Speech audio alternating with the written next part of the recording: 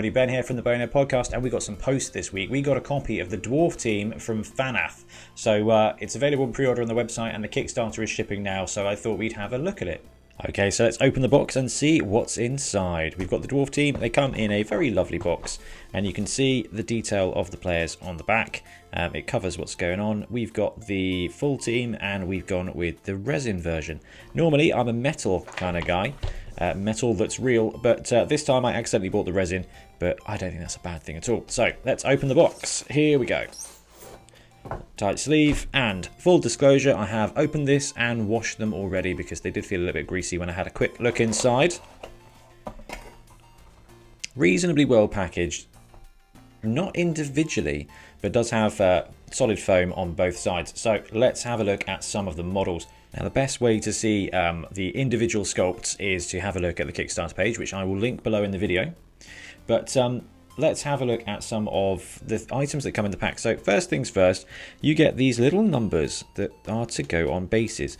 So really useful. On my Skaven team, I have some train decal things that actually, the 3D versions I really like. So even if you're not planning on getting the Dwarf Team, check out Fanath because they do these player numbers, and for something like £5, it's a really useful and colourful way because you can paint it up to your position, also red for blitzers or whatever you want to do. So I got the full team, which means it came with the Troll Slayer star player, the Chainsaw star player, which comes in 2 different pieces, and he is just literally riding around on his chainsaw. So the actual base tab is on the chainsaw itself. We'll build him in a minute. And we've got the Death Roller, which is one of the most fantastic miniatures I've ever seen. I love the sculpt of this. It's so much fun. So we'll definitely be building that in a second. But let's have a look at some of the other players. So we've got 2 Troll Slayers here. So let's see if we can get the details on there.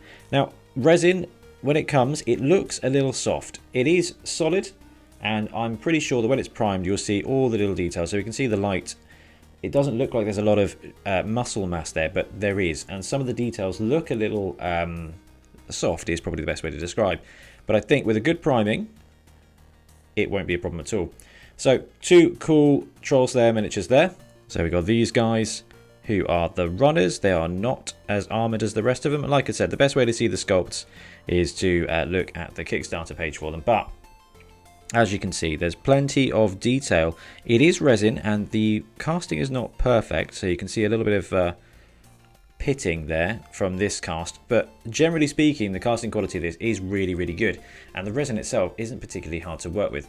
One of my favourite miniatures, though, is this Blitzer, or this pair of Blitzers is probably the best way to say, because they've got the big old wings of the Blitzers, and they've got a lot of dynamic posing going on there. So really big fan of these ones. The Troll Slayer star player, I think I already showed him, but look at this guy. Alright, he is giving a defiant gesture, should we say, with his hand, but a very cool bit of sculpting and some lovely detail on the model as well, including some runes on the punch blade, and it even comes with a kicker which just harkens back to the 2nd edition days. And I know I've already said it, but this does remind me of 2nd edition Blood Bowl. And before we move on, it does come with a whole bunch of Beersteins. So if you got the basic team or the full team, you should have got 15 of these. I only got 5. They've already dispatched the replacements out. They said it was an oversight. But these, basically, you cut the handles off, you put them on players, or you can put them on their belt buckles. The idea is that, for example, where they've got their hands closed into a fist, you can just attach a Beerstein. So your guys can be modelled with a classic Bugman's Brew.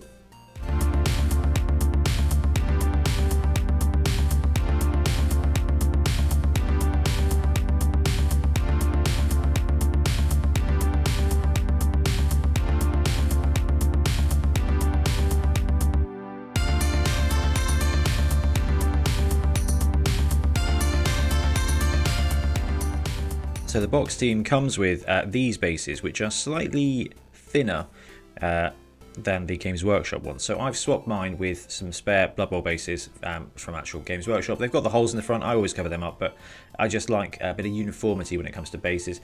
They are also not, the slots don't exist yet, so you will have to cut them out. And as you can see from the Dwarf Team, everybody has got slotter bases on, and for some players, for example, the chainsaw that we built a moment ago, that slotter is really, really, really useful / entirely required. Otherwise, you just end up with a very small glue point on there, which is a bit tricky. So I've swapped mine with classic Blood Bowl Games Workshop bases. That said, I'm going to use that one to just give the Death Roller a cheeky bit of height. So what we're going to do is we're just going to have a look at size and compare them to probably one of the biggest mistakes here is using the Flying Troll Slayer. But you can see size-wise and mass-wise, this Fanath Kickstarter has got proportions that are much, much more similar to the old school way. So the heads are slightly bigger than the Games Workshop ones. But as for mass and player size, they are of a very similar scope, really. It might be that the dwarves from Fanath are actually slightly bigger. Let's put them up against a Dark Elf, and you can see that size-wise, they are about right. That's where you expect a dwarf to be. We've got a Skaven Thrower here as well, and we've got the Troll Slayer Star Player, which is probably my favourite miniature from this Kickstarter, except maybe the Death Roller. But size-wise, about on par with a Skaven, but definitely a little bit chunkier, representing the more armour from the dwarf. Now, when you've got them down on the pitch, they look absolutely perfect size-wise. So even if you mix them in with the Games Workshop dwarves, they're not going to stand out too much. So, for example, if you, for some unknown reason, love the Flying Dwarves versus the old-school Naked Dwarf Slayers, you could do that. But size-wise, I like the chunk of this. The heads are bigger, and it does give that second edition, that classic Blood Bowl vibe. A bit more cartoony, perhaps, but the detail is there, the quality is there, the size is there, and these are going to paint up really, really well. And because we like big guys on the podcast, we have to size up the Death Roller versus an Ogre. So this is one of my undercoated Ogres that I haven't got around to finishing yet. You can see size-wise, it's about on par with an Ogre. Let's put it on one of the Fanath bases. And position-wise, or at least pitch presence-wise, you're going to get about the same as well. So it's a Death Roller that is significantly smaller than the Games Workshop one, because the Games Workshop one is optimistically sized. It will fit on 32 base. And even if you are not planning on running a dwarf team, this Death Roller is a great miniature. In fact, any of these are brilliant miniatures. Now, if you have a look at the Fanath website, they've got some great models on there. I love the frogs. They're each individually sculpted, so they've got a lot of character. So if you're a bit of a painter, or you just want something special to do, or perhaps you're building a mixed team, you can pick up a couple of miniatures for your team. And look at this guy. He's got a pipe, loads of detail. Loads of detail and loads of character. Okay, so final thoughts. This is a great team. The sculpts are brilliant. They've got such a second edition vibe.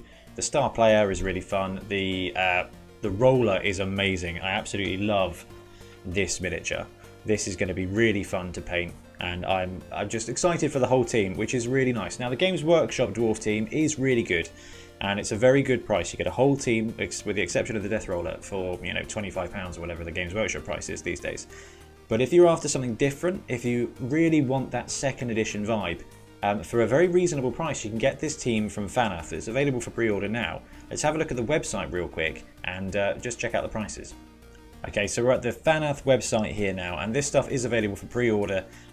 So the Dwarf with the Chainsaw that we had a quick look at, €6.25. The Slayer boss, which is your Star Player Troll Slayer. No, let's try that again. Okay, so we're on the Fanath website really quick. The Dwarf with Chainsaw, €6.25 pre-order. The Slayer boss, as they've called him, the Star Player Slayer, €6.25 as well. The Death Roller, €12.50, which is really good. And the team itself, you've got two versions. So we've got one here for €36.26. Let's have a quick look and see what that contains. So the basic team has got 12 players. So the basic team is the same as the Games Workshop box. You've got 2 Slayers, 2 Blitzers, 2 Runners, and 6 Linemen. So that's €36. So it's about £10 more than the Games Workshop team for a really cool vibe. Now this is going to be sent in August 2020 approximately. So if you want to pre-order it now, it's about a month before you get it. I don't know what the price will be when it's not on pre-order. It'll probably go up a little bit, but even at €40, it's a really cool option. And there is another option, which is the Dwarf Team 16, which is €75. This doesn't actually list what's in it, but I would be very surprised if this wasn't the version that I've got. So the full team plus the star players as well. Again, August 2020. So if you want a dwarf team, you know, you can pick it up for 30 euros with postage. If you want that really cool death roller, again, what is it, 15 euros with postage probably? And you've got a load of extras, so the number set's only 5 euros. Very, very, very much worth looking at this. If you like the old school Blood Bowl vibe, and if you like Fanath miniatures, if you just wanted something really fun to paint, definitely go and have a look. The only caveat I will say that if you've got resin, make sure you give it a wash first. It did feel a bit greasy when I pulled it out, and just be aware that the bases come without slotters. Otherwise, the Dwarf Fanath team is definitely a great purchase, and I look forward to painting mine. So yeah, I'm going to go do that now. See you later, guys.